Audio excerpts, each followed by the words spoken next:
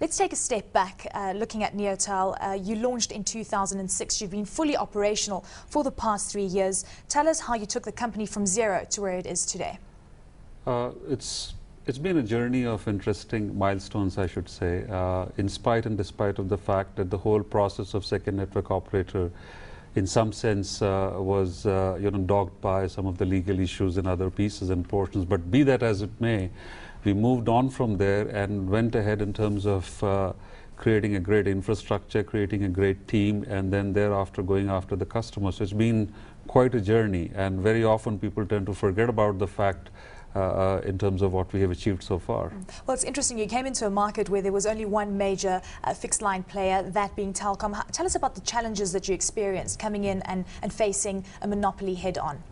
Well, the telecom companies are never built in a day. They are built over a period of time. And we started off, as I said, the very first thing was to get a good team in place. So we had issues around getting the right skills of people. And then we started to be part of the solution by opening a telecoms academy as well to train some people and then get them on board.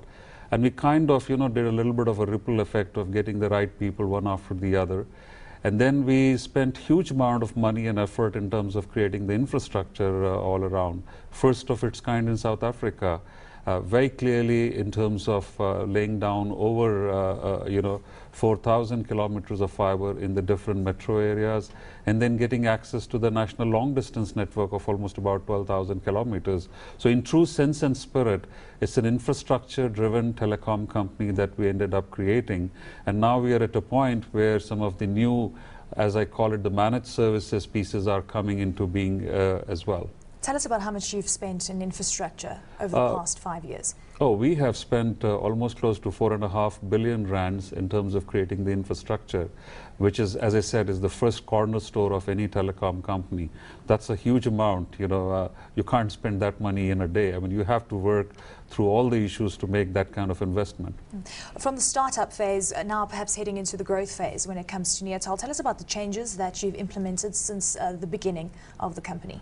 Well, when we began to set the network, we wanted to bring in the first, as I call it, new generation network. In telecoms language, that's one pipe through which you are able to get both voice data as well as internet in one connection itself. That's number one. Number two was the flexibility, scalability, and how easy it would be for people to upgrade their services. And I think there was a latent need of those services in South Africa. So all of that has now been put in place for us to take the company forward. You mentioned that a company, and perhaps even more so a telecoms company, cannot be built in a day. Looking at some market perceptions over the past couple of months, it seems that most of the media and market players are focusing on three major events: financial performance, the fact that you will be moving on as CEO after 5 years at the company, and the fact that we are seeing realignment as well. What do you make of these perceptions? First and foremost, let me clarify that these are three independent events planned at three different times, and I can touch upon each one of them. But I think some script writers have very conveniently, woven a story around it. Let me first say that the first one, which is about the financial results, that pertains to year of 09-010. So it's like a 12 months historical information and data. That's point number one. Point number two is any telecom company begins to become EBITDA positive in the third to fourth year of their operation, which is exactly where we are. And then fourth year you become PBT positive, and then fifth year you become PAT positive, and that's exactly the tracking which we are following as far as our life cycle is concerned. So that is on the financial side. On the realignment side, I think 5 years was just the natural, logical time for us to take a step back and see what has changed in the company, what has changed in the market. Let's not forget, a lot of things have changed in the market since we started. You have many more players who are operating today, many more licenses that have been given, plus the fact that we went ahead and made an acquisition. So we kind of grew both by design and default.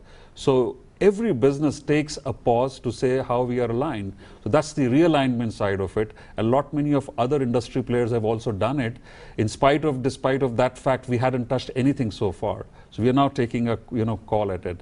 And the third one being, which is absolutely an independent thing about my exiting from here, I think if I look around in the industry, I've been the longest serving CEO in the last 5 years in the South African telecommunications industry, and that too coming from a different place. So I think it's a very logical and natural step of handing over the company through a different life cycle to a new leader to take the company to the next level, if you will, in that sense. Well, Mr. Pandey, it sounds as if you are on target at this point in time from a financial perspective. You're talking about the realignment, which most companies, as you mentioned, pause and take a look at the cyclical nature of businesses as well. Tell us about the realignment at this point in time, and also how your vision perhaps has changed from the beginning to where we are today in the light of also more competition, as you alluded to. Yeah. In terms of realignment, it's about refocusing the right skills of people at the right places in the company, because the market has changed very clearly.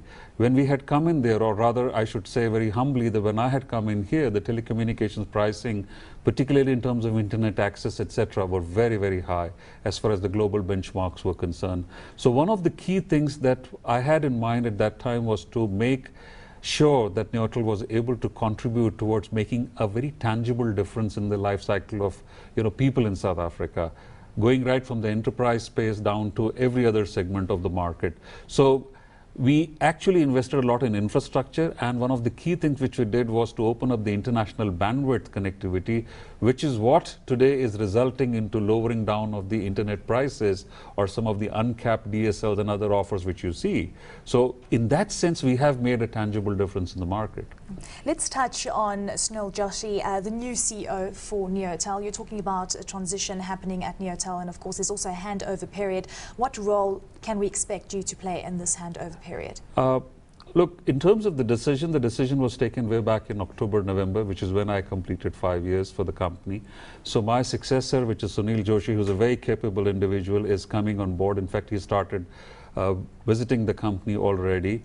The way it would work is that I would step down on 31st of March, and he takes over obviously from 1st of April. And then I'm going to be around almost for about a quarter, so to speak, to help him to iron out any other issues or customer relationships and all the other pieces. So it's part of a planned transition process that's going on currently. As I mentioned, the market seems to be focusing on those three events that we were talking about a little earlier. What message do you have for the market and those that perhaps are focusing on the negative side of things? Well, I think people have conveniently forgotten the fact that we have now become an operator in true sense and spirit. We are no longer a PowerPoint company, if you will, and there's a real infrastructure competition which is available as far as telecoms operations is concerned. We have brought in what is called the competition in the international bandwidth space. In fact, we were the first company, apart from the incumbent, to have brought in that sort of an access. And thirdly, even in terms of pricing, I think we have made a difference. Almost 30 to 40% of price reduction has already happened. So there has been a tangible difference. Let's touch on the fixed line space as a whole. Time and time again, we hear telecoms analysts saying there is no real room for fixed line operators, and perhaps the profitability is also in question. But now we've also seen renewed interest from other players such as MTN and Vodacom. Your view on the fixed line space going forward, and your role going forward as well in terms of market share?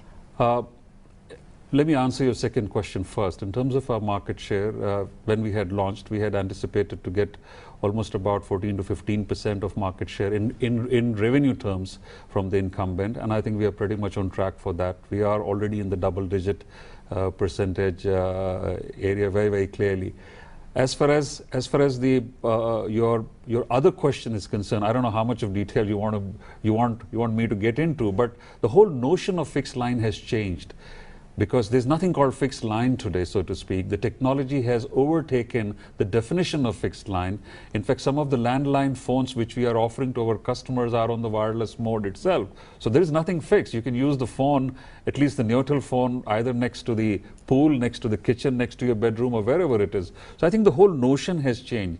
It should be more now defined as infrastructure-driven telecom player rather than just the fixed line player. You were talking about competition in the industry and the fact that Neotel has been instrumental in bringing down rates in South Africa. Can we ever see rates at the similar levels that we see in India, a very developed market, and it's all about volumes as opposed to margins? I wish we could see some of those rates, but I think it will be fair to say that while the drop in prices is essential, we should also be a little bit rational in terms of expectation as well as delivery. Pricing should just not come down in a sort of an absolute terms. We should also begin to get, give our customers more bang for the buck, as I call it. And that's what is far more important than just seeing the absolute pricing coming down. Let's touch on Neotel listing on the JSE going forward, and perhaps you could tie that in with your vision for the company over the next 5, 10, 15 years.